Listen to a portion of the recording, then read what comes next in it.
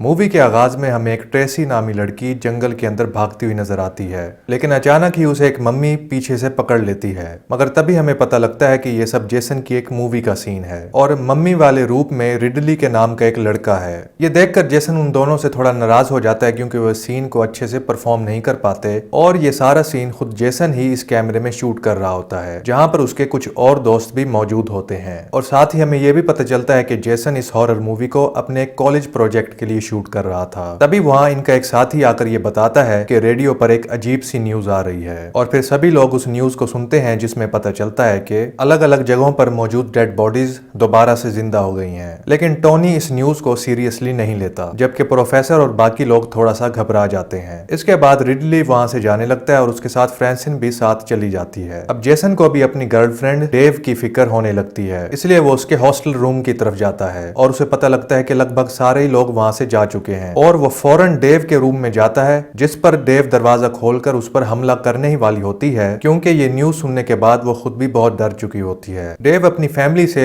लगातार कांटेक्ट करने की कोशिश कर रही होती है, लेकिन कोई भी उसकी कॉल रिसीव नहीं कर रहा होता, इसीलिए डेव को अपनी फैमिली के बारे में फिक्र होने लग जाती है। इसके बाद सभी एक ट्रेलर में यहाँ से निकल जाते हैं क्योंकि डेव जल्दी से अपने घर पहुंचना चाहती है, लेकिन जेसन फिर भी वीडियो शूट करना जारी रखता है और सभी से उनका नाम और एड्रेस पूछता है। वहां पर मैरी नाम की एक लड़की इस ट्रेलर को चला रही होती है। तभी अचानक से इनको सामने दो जलती हुई गाड़ियां नजर आती हैं। फिर इनकी नजर एक पुलिस ऑफिसर पर जाती है, जिसकी बॉडी पूरी तरह से जलकर फ्राई हो चुकी थी, लेकिन वो फिर भी जिंदा होता है। उसे देखकर सभी बहुत डर जाते हैं और मैरी उसे फौरन हिट करके वहां से आगे चली जाती है। लेकिन फिर तभी उसके सामने 3 और लोग भी आ जाते हैं, लेकिन मैरी उन्हें भी कुचल देती है। इस सब से मैरी को बहुत दुख होता है। फिर डेव उसे समझाती है कि वो लोग तो पहले से ही मरे हुए थे, इसलिए तुम्हें गमजदा होने की कोई जरूरत नहीं है। लेकिन मैरी उसकी बात नहीं सुनती और ट्रेलर से बाहर चली जाती है। इसके बाद बाकी लोग भी ट्रेलर से बाहर आ जाते हैं। मैरी इन सबसे अकेली एक जगह पे बैठी होती है और लोगों को मारने के गम में अपने आप को ही शूट कर देती है। ये देख के सभी लोग मैरी के पास जाते हैं और फिर ये लोग ये बात नोटिस करते हैं कि मैरी का पल्स अभी भी चल रहा है, जिस पर वो जल्दी से मैरी को एक अस्पताल में लेकर जाते हैं, मगर वो अस्पताल पूरी तरह से खाली होता है। तभी डेव को किसी की आवाज सुनाई देती है, जिस पर ये लोग कुछ आगे जाते हैं तो इन्हें एक पर्दे के पीछे एक डॉक्टर और नर्स नजर आते हैं। लेकिन जब वो डॉक्टर बाहर आता है तो इन्हें पता चलता है कि वो डॉक्टर ज़ॉम्बी बन चुका है, इसलिए गोर्डो फौरन उसके सर में शूट करके उसे मार डालता है। उसके बाद वो नर्स भी बाहर आ जाती है और वो भी ज़ॉम्बी बन चुकी होती है, जिस पर डेव उसे इलेक्ट्रिक शॉक देकर उसे मार डालती है। मगर वो नर्स फिर से खड़ी हो जाती है, जिसके बाद गोर्डो उसके सर में शूट कर देता है और उसे भी मार डालता है। फिर ये लोग मदद की तलाश के लिए दूसरे जानिब जाने लगते हैं, लेकिन जेसन उनके साथ जाने से मना कर देता है क्योंकि उसके कैमरे की बैटरी खत्म होने वाली होती है और वो उसे चार्ज करना चाहता है। जिस पर फिर बाकी लोग मदद की तलाश में वहां से चले जाते हैं। मैरी की बॉडी के साथ रुक जाता है, लेकिन अब धीरे धीरे मैरी की हालत भी खराब होने लगी थी। तभी जेसन को वहां पर किसी के चिल्लाने की और फायरिंग की आवाज सुनाई देती है, जिसके बाद जेसन भी परेशान हो जाता है। फिर डेव एक कैमरे के साथ वहां आती है और उसकी बॉडी पर कुछ खून भी लगा हुआ होता है। जेसन डेव से ये पूछता है कि वहां पर क्या हुआ और तुम्हारे जिस्म पर यह खून कैसा है। फिर डेव उसे बताती है कि अंदर ज़ॉम्बी ने उस पर हमला कर दिया, लेकिन उसके काटने से पहले ही गोर्डो ने उसे शूट करके मार दिया। तब हम देखते हैं कि वहां पर मौजूद एक पेशेंट जिंदा हो जाता है, लेकिन तभी गोर्डो वहां आकर उसे भी शूट कर देता है, इसलिए बाकी लोग भी वहां पर आ जाते हैं। पिछले आधे घंटे में गोर्डो ने 4 लोगों को मार दिया था, इसलिए अब वो नर्वस होने लगता है। उसी वक्त मैरी को भी कुछ होने लगता है और वो भी ज़ॉम्बी में तब्दील होने लग जाती है। फिर गोर्डो मैरी को शूट करने लगता है, लेकिन इस बार वो नर्वस महसूस करने लगता है।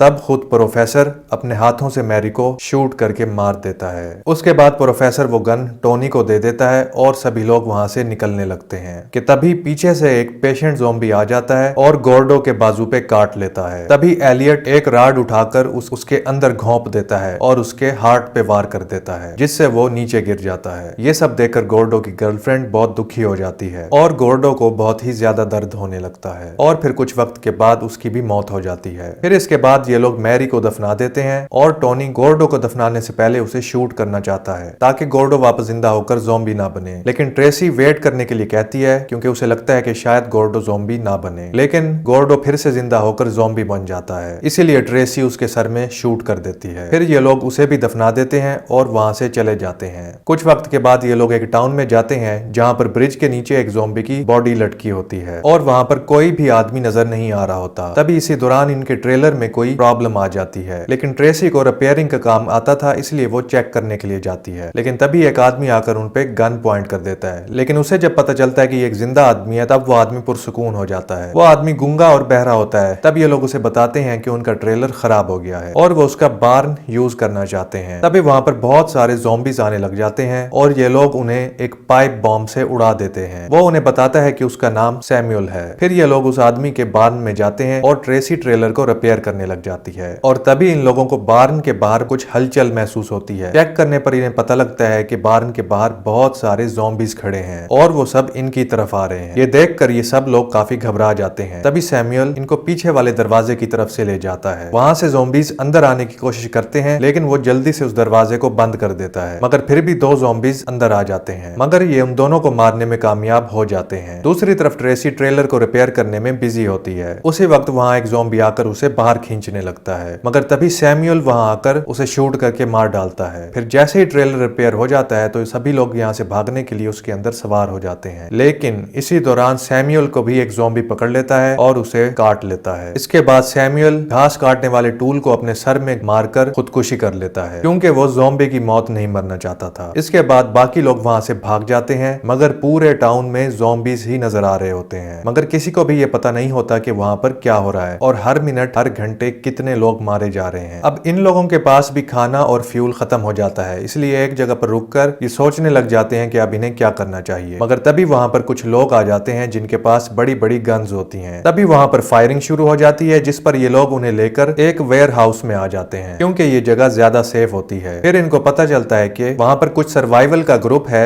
जिन्होंने यहाँ पर बहुत सारा फूड और फ्यूल इकट्ठा किया हुआ है और इनका लीडर नेशनल गार्ड का मेंबर है। फिर जेसन इनसे कांटेक्ट करने का एक्सेस मांगता है और लीडर इनको दे देता है। डेव उन सबको ये बताता है कि मीडिया और गवर्नमेंट पूरी तरह उन सबसे झूठ बोल रहे हैं और इस सारे मामले को लोगों से छुपाने की कोशिश कर रहे हैं। फिर जेसन कुछ फुटेज को एडिट करता है और उसे अपने पेज पे लोड करने वाला होता है कि तभी डेव वहां पे आ जाती है और जेसन पे गुस्सा होने लग जाती है, क्योंकि उसे लगता है कि जेसन फेमस होने के लिए ये सब कर रहा है। तब जेसन उसे समझाता है कि मैं फेमस होने के लिए ये सब नहीं कर रहा, मैं इस वीडियो को अपलोड करना चाहता हूँ ताकि लोगों को सच्चाई पता चल सके और जो लोग जिंदा हैं वो भी हमारी तरह सरवाइव कर सकें। उसी वक्त डेव को उसके छोटे भाई का मैसेज मिलता है और पता चलता है कि उसके पेरेंट्स कैंपिंग के लिए बाहर गए हुए थे और अभी भी रास्ते में हैं। इस बात से डेव घबरा जाती है और फौरन अपने घर जाने का फैसला करती है। तभी डेव उन्हें ये बताता है कि हमारा एक आदमी ज़ॉम्बी बन गया है और वो इसी वेयर हाउस में ही कहीं पर छुपा हुआ है। फिर वो लोग उस ज़ॉम्बी को ढूंढने लग जाते हैं। तभी इन लोगों को एक जगह पर कुछ हलचल नजर आती है और ये लोग उस तरफ फायरिंग करने लग जाते हैं, लेकिन फिर इन्हें पता चलता है कि इन लोगों ने जिसे मारा है वो ज़ॉम्बी नहीं है। उसी वक्त ज़ॉम्बी वहां पर आ जाता है और टोनी की तरफ बढ़ने लगता है। तभी टोनी अनजाने में एक तेजाब की बोतल उसके सर पे फोड़ देता है, जिससे उस ज़ॉम्बी का सर गलने लग जाता है और वो मर जाता है। फिर डेव ट्रेलर में फ्यूल भरने लग जाती है, लेकिन सर्वाइवल ग्रुप का लीडर डेव उसे ज्यादा फ्यूल नहीं देता। तब डेव उसके साथ बहस करने लग जाती है और उसे कहती है कि हमें सर्वाइवल की जरूरत की सारी चीजें चाहिए।